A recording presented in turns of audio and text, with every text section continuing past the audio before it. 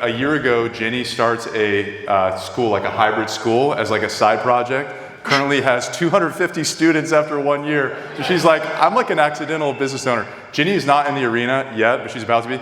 And I'm just like, I don't even care if you're a member or not. Like, we just need to work on this issue together. So I'm gonna give this to you. Sorry, just kind of introduce yourself, but tell us about yourself, what you do, and then you can kick it off with your question. All right, yep, my name is Jenny. I started a hybrid Christian school in Boise, Idaho. We have 250 students enrolled for next year. It was a wild ride, as Luke kind of described. Thought it was just gonna be kind of a small little co-op. Turned out to be a full-blown school. A lot of homeschool families in Idaho, so it just revealed the need, and that's my heart as a homeschool mom, was just to create this environment that a child could have that nostalgic school experience, learn from other teachers, have those peer collaboration opportunities amidst a high academic environment. So my goal is to step in, bridge the gap, meet that need as a 1 day a week school, that then a family, hopefully it's a blessing, and it kind of lifts that burden as a homeschool parent, especially as the student gets older. We don't want awkward homeschool kids. We want the homeschool kids that are going to become entrepreneurs. They're stepping into these spaces as confident young adults, biblical worldview, character building. That's the goal with the school. Awesome. Can you raise your hand if you have a kid in some form of like alternative education, like homeschool, hybrid school? Praise Look God. at this. Like we have a lot of people in here who like have chosen like a different path. Nothing wrong with public school. I went to public school. It's great. But like I think you have a lot of people in here with opinions. So can you frame your question for the group, and then we'll go right into the next step. Yeah, so I would say operationally, financially, the model is working really well. That's by God's grace and then just my own adrenaline, honestly. But I do want year 2 to be different. Kind of like what Luke, how he teed me up, was that I kind of fell into this accidentally. And even in being here, it's just revealing like how much of the vision just isn't there. A lot of this groundwork, there just wasn't time. I created the school in like 6 months, and then it launched with 200 kids, and then we have 80 kids on the wait list for next year. So it's maintaining strong culture in my staff, maintaining strong culture in my families, wanting it to feel special and selective, but not too selective. I'm just trying to strike the balance between both. And then as the leader of the school, wanting to create that strong culture, what do you wish you would have done differently as a founder, to create that strong culture from the beginning? So is this strong culture for your team, for the students, or all? Yes. Yes, love it. Okay, let's move to questions. What questions do you all have for Jenny? Raise your hand if you have a question, and we'll call on you. Let's start with Jack over here. How much of your vision and the feel of what you want it to be and maintain, do you have it written out, or how much of that is actually visible to other people that are coming in the door? Good question. I mean, it's on our website. I feel like I meet with each family. We've done family interviews, so it's kind of trying to explain the culture of the school from the beginning. And then we're doing teacher training, which we didn't have an opportunity to do last year because we just launched. So I'm doing teacher training in June to kind of cast that vision for them. Yeah, in the back, Brian, and then it'll be Brian, and then Jen, and then Sarah. What was the motivation to start what you did? To support parents in their homeschool journey. Was that because of your own journey and what you experienced? I'm not homeschooled, but I am homeschooling our 3 kids. My oldest is almost 13, so I saw the support for homeschooling drop off when they hit that middle school and high school age. So that was my passion project from the beginning, was this is where parents are most needing the support. No one wants to teach algebra, no one wants to teach biology. And I want my child to also work with other 13-year-olds and not just her siblings. So it was seeing the gaps in my own failures as a homeschool mom and wanting to create those opportunities for other families. You're amazing. Oh my gosh, thank you. We can go to Sarah next, which is right next to him. I had a question for you, Jenny. What culture are you trying to avoid? Because sometimes it's good to know what you're really not wanting before you can realize what you're shooting for. Yeah, no, I love that. I think what I'm seeing this year is I kind of just I cast a net and attracted families that I don't necessarily want because there isn't the buy-in of like, I want a partner in my parent. I don't want them to treat it like a drop-off program. I want it to feel like a true community that we get to be together one day a week, but there's other things happening outside too. So it's building that true partnership where there's buy-in, investment. They're not disengaged, like this is my day off. It's not handing off the responsibility of education, it's partnering together with them. Awesome. Jen?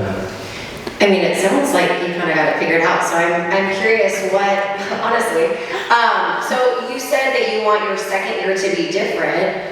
Can you explain that a little bit more? So it sounds like you are like nails on a lot of the stuff. So what are you wanting to change? What's the missing piece? Yeah, I think I know that this is the missing piece. It's just how do I do that? How do I communicate this well to families, just being one day a week, not having the face-to-face 5 day a week.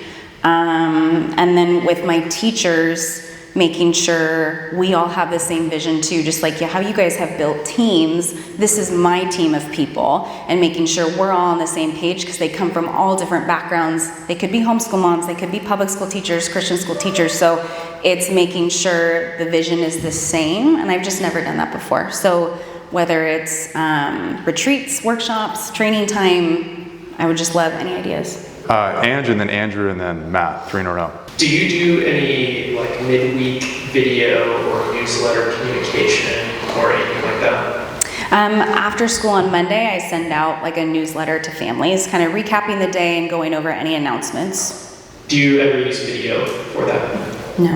Okay. 3 years from now, you have to make a choice. One of it is there's 1,000 kids in the greater Boise area, Yeah. or there's 200 kids, super high quality, high culture, high impact, huge wait list. 200 kids. Do you offer any resources or community opportunities for the parents? Yeah, so we provide pacing for their whole academic career. So for that year, the pacing is set up for all the core subjects. And then there's opportunities for study groups happening throughout the week. The goal is to have more clubs that are built up. So if there's a dad that wants to do mountain biking or welding or teach kids auto care, there's those types of opportunities for kids too. So there's multiple touch points throughout the week. Any others? Maybe time for 1 or 2 more questions. Yeah, Jill? Do you have any kind of agreement or set of expectations that the parents know what you expect out of them for the program, so that you start to make sure that they understand what your expectations are of the child that's in the program as well? Is there any kind of agreement or anything like that? Yeah, I think my language was too loose at the beginning. It wasn't clear enough. And so doubling down, there's a student parent handbook that they have to sign. Then we have orientation, which is an opportunity for them to hear kind of the expectations, standards at that point too. And then a back to school night where the teachers will get an opportunity to actually sit with the parents, which I didn't do last year. And I think that was a huge mistake because the culture between the teachers and the parents is just as important. They're working more closely with the teacher than me throughout the year. So giving the teacher that face-to-face time is something I plan to do early September. So I'm going to take the final question and then move to recommendations. Scale of 1 to 10, 1 being not at all, and 10 being extremely. How confident are you in your role at this organization? 10. It's pretty high. Come on. All right, let's go to recommendations. What do y'all got? I don't know why you were chosen for this, because I think you are an incredibly smart individual who fully understands what you just did. And the way I know that is because you already know what you did wrong. And this is your second year.